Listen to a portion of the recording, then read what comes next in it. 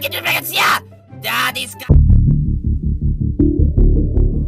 Facebook menggantikan algoritma bagi mereka yang menjual hazmat, APD, sanitizer, masker tidak bisa berjualan di FB Ads. Bahkan sesuatu yang dimakan, diminum, obat, dan lain sejenisnya tidak boleh jualan melalui platform Facebook. Hal itu wajar dan dimengerti, namun di sini harus diingat, FB adalah negara dengan 2 miliar populasi, lebih banyak dari negara Tiongkok. Tidak salah kalau FB punya aturan bernegara dalam tanda petik. Kebebasan demokrasi di FB hampir tidak ada. Rakyatnya tidak bisa mengganti pemimpin FB sesuka-suka negara demokrasi lainnya. FB adalah sistem politbiro kalau mereka ini disebut bernegara. Ownernya presiden seumur hidup. Bahkan negara bukan lawan tanding negara Facebook. Hanya ketika Facebook mau membuat sistem currency sendiri yaitu Calibra, mendadak dunia tersentak. Dilarang oleh negara termasuk World Bank dan IMF. Facebook memilih menunda dengan perasaan geram. 2 tahun mereka menyiapkan hal ini semua. Sebagai bagian dari kapitalis, maka Facebook memilih konsolidasi, sebuah langkah pintar. Kita semua tahu bahwa globalis itu punya cita-cita ingin menegakkan single currency system di dunia ini untuk melawan kesombongannya mata uang dolar atau mata uang lainnya yang ingin menjadi pengendali transaksi di dunia ini. Semua mata uang sebuah negara dianggap tidak amanah, masih ada inflasi karena mismatch antara uang beredar dengan hasil produksi. Algoritmanya tidak berbasis emas yang stabil, tapi emas juga jadi komoditi saat ini. Juga harganya emas tersebut bisa dimainkan. Banyaknya, rumitnya, saling silangnya perebutan kekuasaan militer di dunia antara negara satu dengan negara yang lain membuat globalis punya pandangan lain melihat dunia saat ini. Mereka ingin juga menyudahi negara-negara atau kerajaan-kerajaan ini yang mereka anggap sudah tidak genah mengelola dunia selama 2500 tahun terakhir ini. Globalis punya mimpi, satu currency, satu sistem. Dan untuk melakukan hal ini, akankah mereka melakukan penggiringan opini akan COVID-19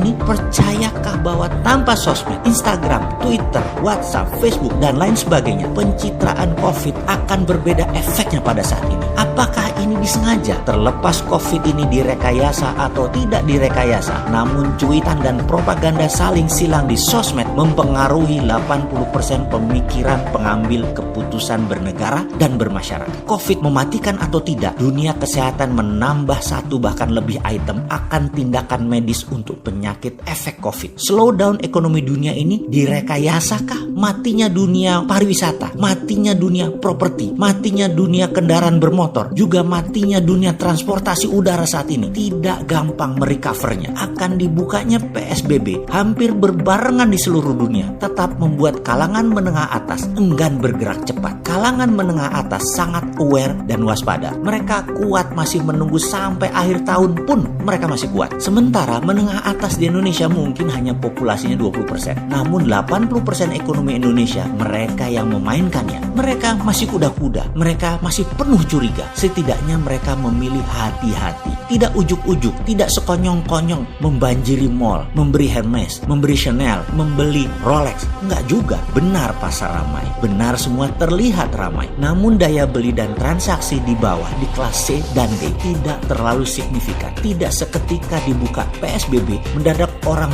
beli telur langsung 10 kilo, beli ayam langsung 5 ekor, beli minyak goreng langsung 20 liter. Tetap saja satuan, tetap saja sebutuhnya. Ini yang harus diwaspadai. Dan kalau Bosman ditanya, adakah solusi untuk memecahkan masalah ini semua? Jawabannya, ya pasti ada lah, namanya juga Sontoloyo. Sontoloyo itu kan anti globalis, anti kapitalis, bukan sosialis. Dan semua platformnya mendukung piramida terbawah yang akan di scale up dengan menunggangi kapitalis dan menunggangi globalis. Itu solusinya. Mulainya dari mana? Dari melihat apa yang dilakukan oleh para globalis menggoyang dunia. Masih ingat pernyataan saya, di negara berkembang, tindakan teror adalah untuk mengganti kekuasaan. Di negara maju, tindakan teror itu adalah untuk mengganti kebijakan. Jadi, menjalankan reign of terror adalah bagian strategi perang yang saat ini globalis lakukan. Kejadian white supremacy rasisme yang didukung Presiden Amerika terhadap kulit berwarna menjadi gerakan nasional dan menjadi gerakan dunia. Hal ini akan menyulitkan Trump berperang dengan Cina. Dalam informasi saya sebelum ini, saya katakan kalau saya Xi Jinping, saya pasti sponsori kaki tangan saya atau saya akan bangun sleeping army kita yang di Amerika, disiram dengan jutaan dolar agar gerakan itu terus menggoyang pemerintahan Trump dari dalam negeri. Jangan remehkan informasi sederhana ini. Tapi percaya saya, Tiongkok sudah lakukan. Lalu modal besar ternyata di drop juga oleh George Soros. George Soros hari ini bermain terang-terangan, bermain terbuka melawan Trump. Dan dia mensponsori gerakan kulit berwarna untuk turun ke jalan. Ini seru. Kemudian Joe Biden mulai melakukan serangan propaganda kampanyenya melalui semua media mainstream. Kecuali Fox News, itu medianya Trump. Ini seru kan? Asli seru. Di tengah-tengah globalis bermain melawan Trump, Facebook merambah kemana-mana, bahkan masuk ke Indonesia. Sahabat, sudah mulai paham peta kekuatannya. Sekali lagi, Indonesia bagaimana strateginya? Bagaimana jurus Garuda menunggangi naganya? Bagaimana jurus Garuda menerkam elang? Bagaimana jurus Garuda mencengkram globalis? Kita tunggu tanggal mainnya.